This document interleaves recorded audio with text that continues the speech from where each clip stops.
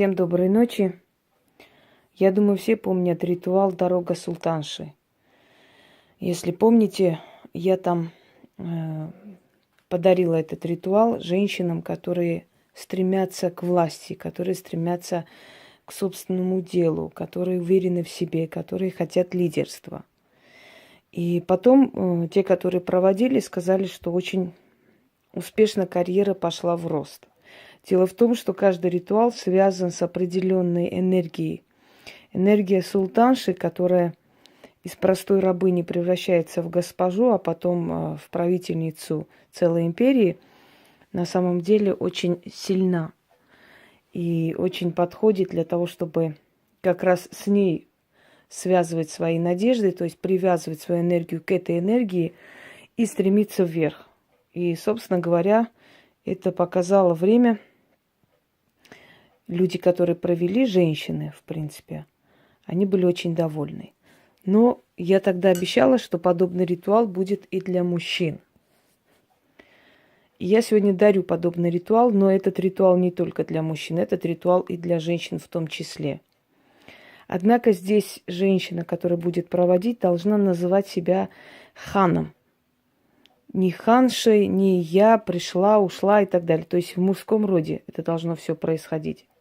Это первое. Во-вторых, этот ритуал может провести только тот человек, который уже очистился, уже убрал из своей жизни преграды и работал с практиком. После этого, с разрешения этого практика, этот человек может провести ритуал. Женщина это или мужчина не имеет значения в любом случае. Этот ритуал вам откроет дорогу и к карьерному росту, и откроет дорогу к новым свершениям, потому что у вас будут новые мысли, новые идеи, новые партнерства. То есть все то, что вас приведет к желаемому. Естественно, убранство этого стола немножко другое, поскольку здесь, как вы понимаете, это рабочий момент. Потом здесь и свечи покапали, и все на свете. Это не страшно. Здесь должны быть строгие украшения. В основном цепи, темные камни. Если у вас нет, естественно, такого атама или меча, то вы можете использовать обычный, не кухонный нож, кинжал. В общем, красивый нож. Можно сувенирный нож использовать. Здесь не принципиально. Нужны будут свечи 3 цветов. Красный цвет, который символизирует кровь. Кровь завоеваний, войны, через которые проходит любой хан для того, чтобы добраться к власти. Черная свеча – это предательство, это, скажем, неверность людей, с которыми ему приходится эту дорогу проходить, потому что предательство идет рука об руку, с клятвами о верности. И это нужно заметить. То есть символизируете рост, поднятие его по жизненной ступени хана, завоевателя, который завоевывает для себя почет и богатство, имущество и вольготную жизнь. Фиолетовая свеча, издревле вообще фиолетовый цвет, он считался цветом благородным.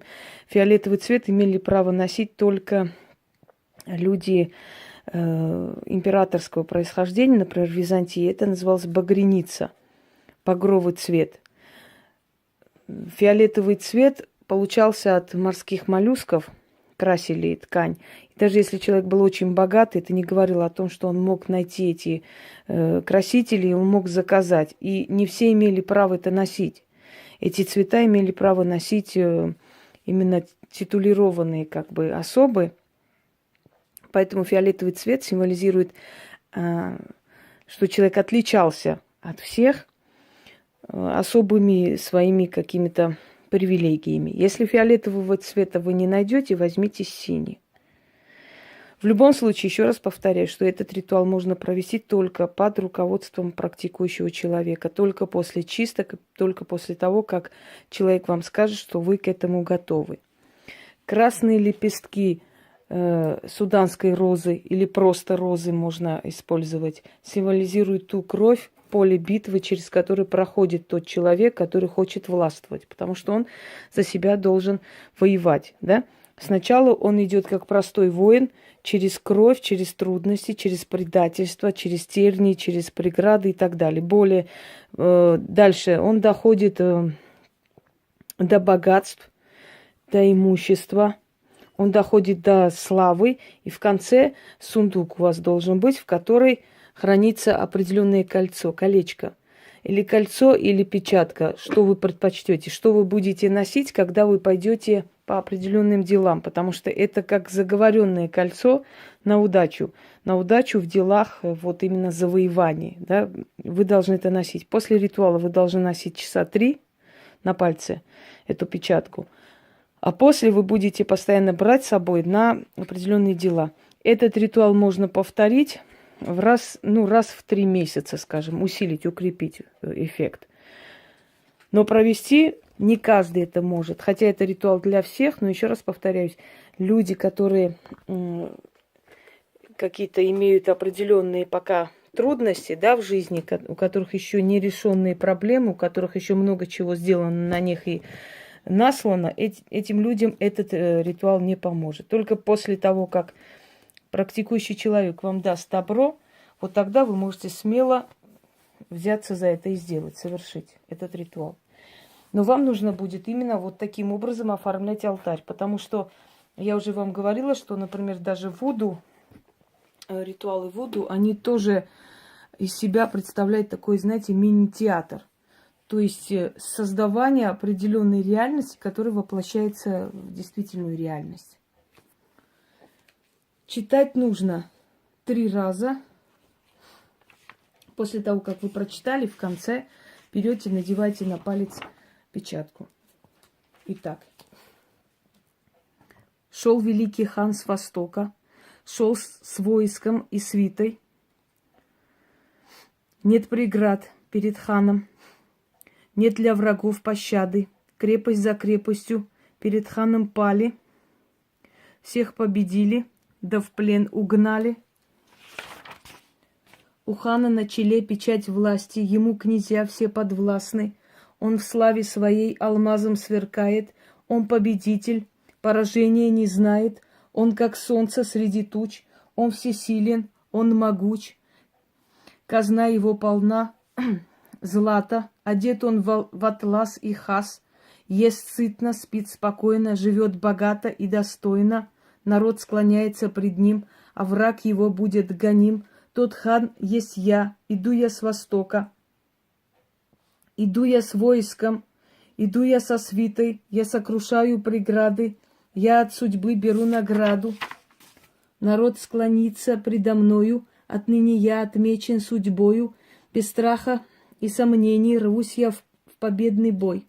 Отныне победа и удача неотъемлемый спутник мой.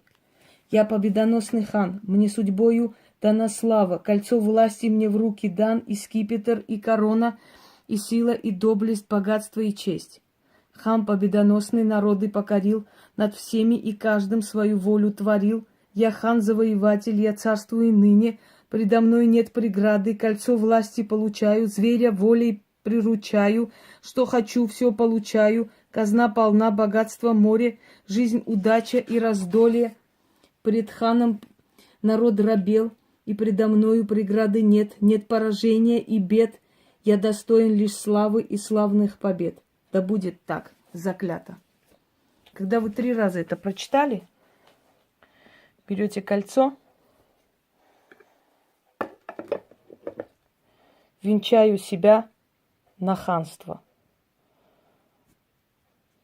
Народ предо мною покорно стоит, что хочу, то получаю, богатею, славой себя венчаю. Да будет так. Истинно заклято. Носите это кольцо 3 часа. После, каждый раз, когда вы будете идти на какую-то встречу, на какой-то деловой разговор и прочее, надевайте это кольцо как знак того, что вы себя повенчали на ханство, на ханскую власть. И знайте, что пока